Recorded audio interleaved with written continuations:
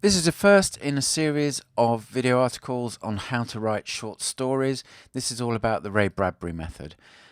Before we get started with Ray, topics that we're going to cover in this series include ideation, discovery writing versus plotting or outlining, story structure for short stories. That's going to be things like the truncated version of the hero's journey, Dan Wells's 7-point story structure, maybe a version of 3-act structure as well we'll look at. We're going to look at analysis of some short stories, and the kind of short stories I'm looking at can be described as commercial fiction or genre fiction. I'm interested in fantasy, dark fantasy, horror, science fiction, detective, thrillers, those kind of genres. If you're more interested in kind of literary short stories, then George Saunders is probably the guy for you. You'll find him on Substack. He has a weekly Substack that he does, and also he's written a book called A Swim in the Pond in the Rain. We're going to look at sequences in short stories, which is something I don't recall ever seeing or hearing anyone talk about. And then finally, we're going to look at how to use short stories to find your writing process. And this is quite an important one.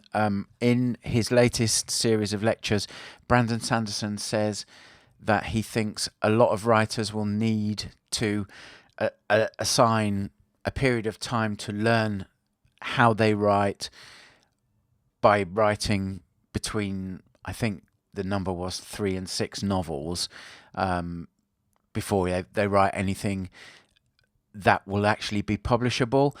I think you can get to the being publishable stage much quicker by using short stories in a very deliberate and focused manner. Again, that's not anything I've seen anyone write or talk about, and we'll get to that in a later article in this series. So, what we're going to cover in this video article, we are going to look at the 3 main sources that I drew upon to create this video article in case you want to dive deeper. We're going to look at Bradbury's 1 story a week method. We're going to look at the Steve Barnes variation, and I'll talk about Steve when we get to that point. Before we start, let's just quickly recap some of Ray Bradbury's highlights and facts if you don't know much about him. In his lifetime, he published nearly 600 short stories. Many of them won awards and have been anthologized multiple times, turned into films or TV shows as well. Very, very highly accoladed writer with stories. He also wrote some novels, the 2 most famous, Fahrenheit 451 and Something Wicked This Way Comes.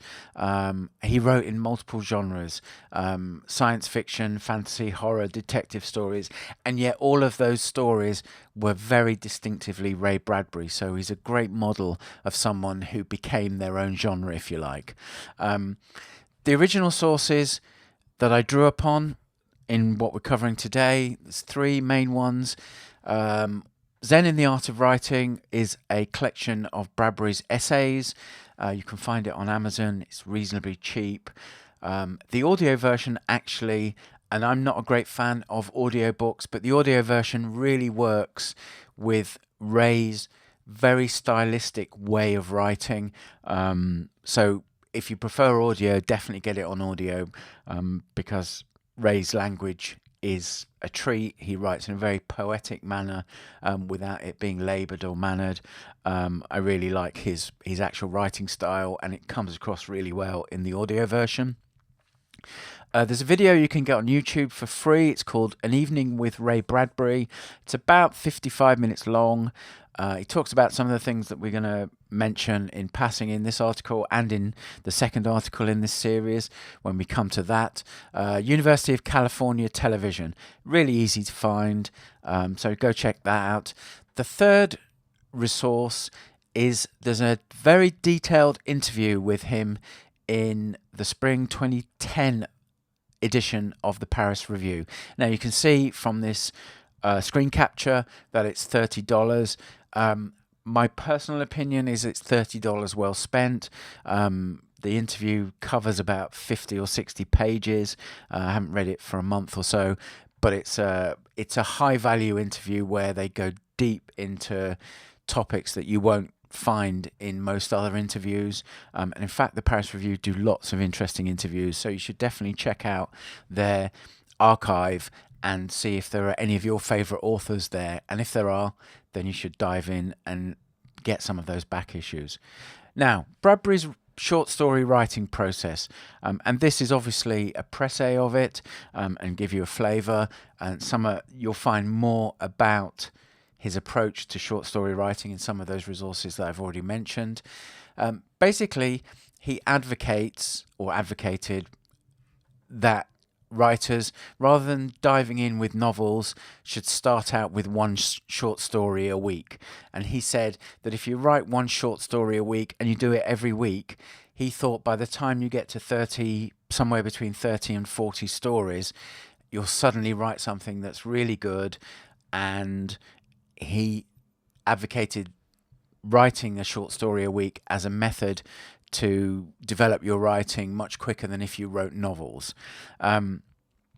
He had a very unique way to approach this, though. So what he did, he would write the first version of a story on Monday, then he'd rewrite it from scratch on Tuesday, and then he'd do that for the rest of the week. So he'd write a new version on Wednesday, a new version on Thursday, a new version on Friday.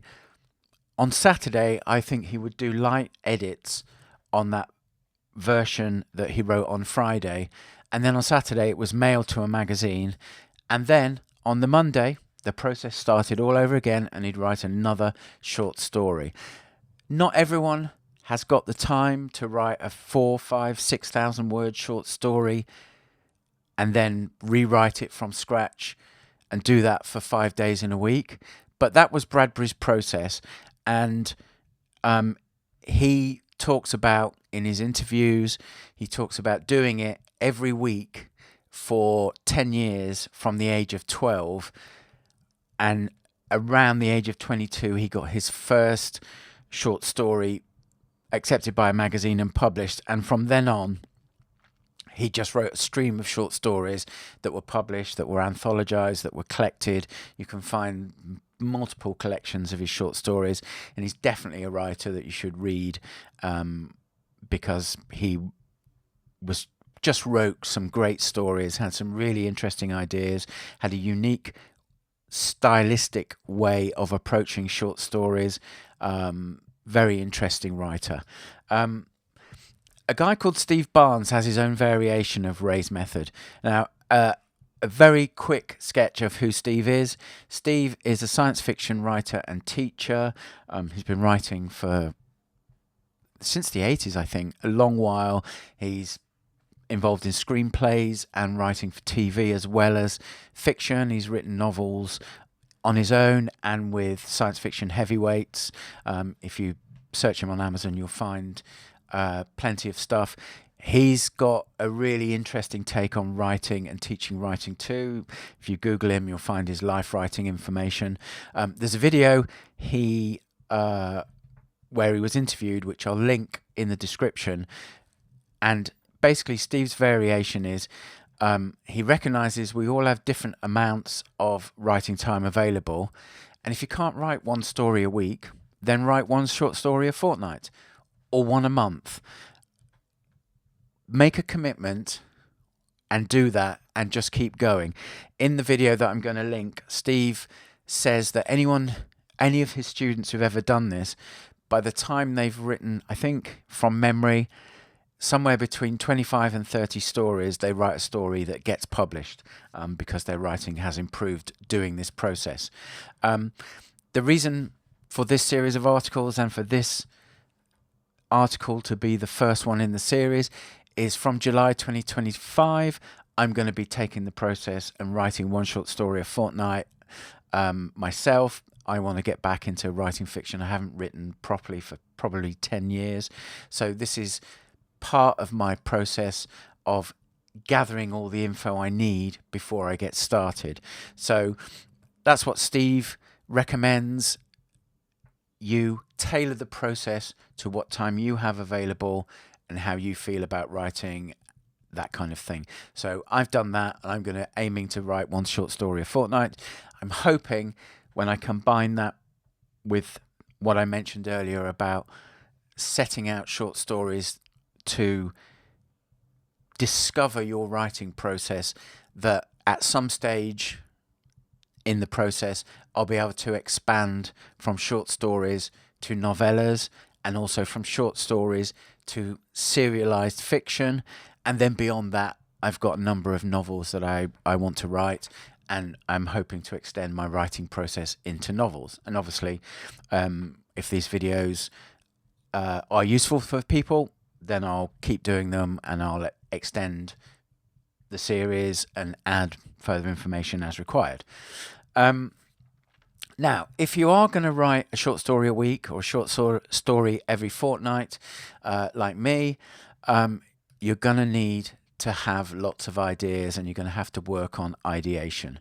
That's going to be the second video article in this series. So depending on when you get to this article, how you find it, the second article may already be done. I'll create a playlist which has all the articles in, so you can look at the playlist and just pick what you need. I imagine there's going to be at least 30 articles in this series by the time it's completed, maybe more. So when you get to this, who knows when it will be. They might all be done, or there might only be 5 done, or there might only be this one done. But the second one will be coming very soon if you're watching this around the publication date, and that second video is going to talk about some thoughts on ideation, and specifically Ray Bradbury's thoughts, because he had a really interesting take on how you set up a reading habit to support getting ideas. So we're going to cover that too. And if you need to email me and ask me any questions, I'm paul@deliberate-practice.com. That's probably the best email address to get me at the moment. And just before we go, if you're interested in Ray Bradbury, I've written a short book. It's about 22,000 words, I think, called Lessons on Writing from Ray Bradbury. And you can get that at Amazon in print or in ebook version, and it's also in Kindle Unlimited. So if you've got Kindle Unlimited, you can read it for free. So that's it for this video article. I hope you enjoyed it, and I'll catch you in the next one, and we're going to cycle back and look at ideation.